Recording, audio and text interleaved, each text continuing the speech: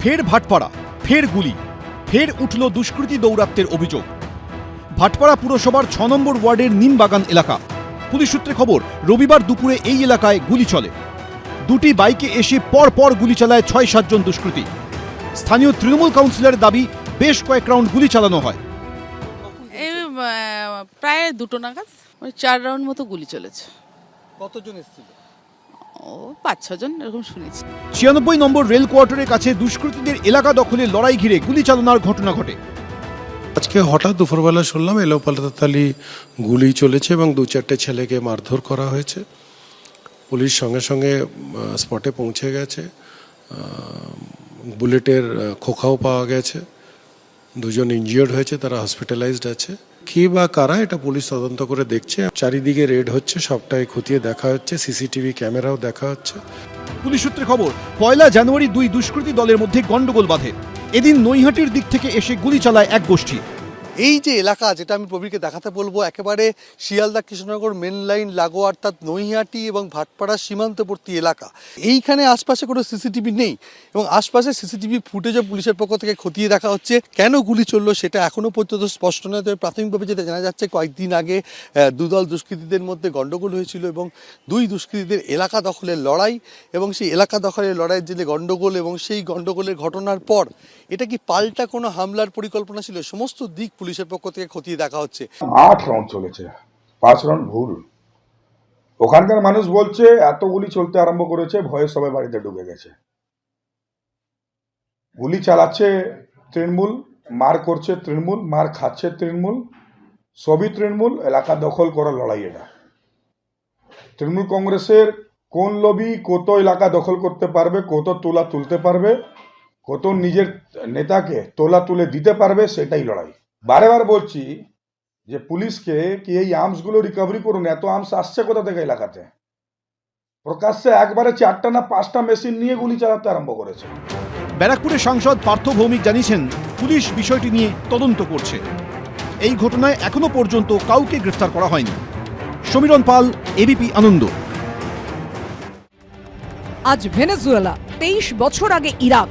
সেই সময় আমেরিকার মসনদে ছিলেন জর্জ ডব্লিউ বুশ, আর আজ ডোনাল্ড ট্রাম্প। বিশ্ব রাজনীতিতে বারবার ঘুরে ফিরে এসেছে আমেরিকার আগ্রাসন। 2003 সালের 20 মার্চ অপারেশন ইরাকি ফ্রিডম শুরু করে আমেরিকা। লক্ষ্য ছিল সাদ্দাম হোসেনের সরকারকে উৎখাত করা। প্রায় 1 মাস ধরে চলেছিল সেই অপারেশন। আমেরিকার তরফে দাবি করা হয়েছিল মোবাইল ল্যাবে মারাত্মক জৈব অস্ত্র তৈরি করছে ইরাক। যদিও পরে তা প্রমাণ করতে পারেনি আমেরিকা।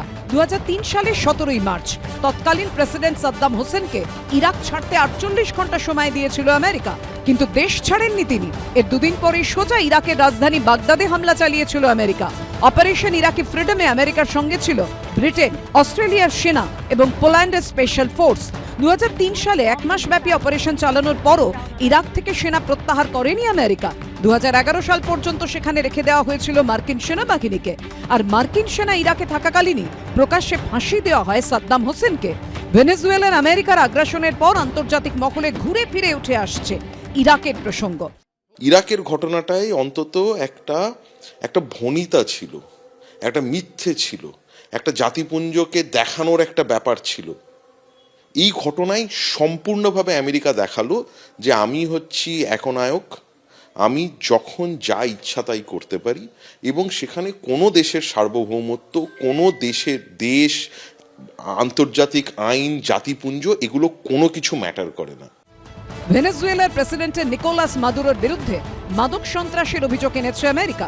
আমেরিকার দাবি, কলম্বিয়ান গেরিলা বাহিনীর সঙ্গে হাত মিলিয়ে আমেরিকায় মাদক পাচার করে চলেছেন ভেনেজুয়েলার প্রেসিডেন্ট। এই অভিযোগকে সামনে রেখেই বিরাট সামরিক প্রস্তুতি নিয়ে রাতের অন্ধকারে ভেনেজুয়েলায় হামলা চালালো ট্রাম্প প্রশাসন। ব্রুকলিনে তুলে নিয়ে এসে সস্ত্রীক বন্দি করে রাখা হলো নিকোলাস মাদুরোকে। ইস্যু আলাদা হলেও ইরাকের ধাঁচেই ভেনেজুয়েলাতে আমেরিকার আগ্রাসন দেখল গোটা বিশ্ব। ইরাক, তারপরে চিলি, তারপরে পানামা, 3টে দেশকেই আমেরিকা দখল করে নিয়েছিল। এখন এই 3টে দেশ স্বাধীন হয়ে গেছে। 4 নম্বর হচ্ছে ভেনেজুয়েলা। লিবিয়ান ওয়ারে সাদ্দাম হোসেনের যে আর্মি ছিল, ওদের টপ জেনারেলসদের সাদ্দাম হোসেন খুব ভালো টাকা দিত, কিন্তু যখন ইউএসএ অ্যাটাক করে সাদ্দাম হোসেনের মিলিটারি একেবারে নিষ্ক্রিয় হয়ে যায়। আর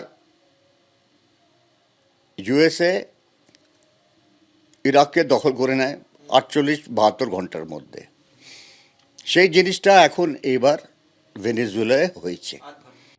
ইরাকে ৪৫,০০০ সেনা পাঠিয়ে বুশকে সাহায্য করেছিল ব্রিটেন, আর ভেনেজুয়েলার ক্ষেত্রে নিকোলাস মাদুরোকে প্রথম থেকেই তারা অবৈধ প্রেসিডেন্ট হিসেবে মনে করে আসছিল। যদিও এবার তারা চাইছে শান্তিতেই যেন ভেনেজুয়েলায় ক্ষমতা হস্তান্তর হয়। সুদীপ্ত আচার্য, সৌমিত্র রায় ও সন্দীপ সরকারের রিপোর্ট, এবিপি আনন্দ।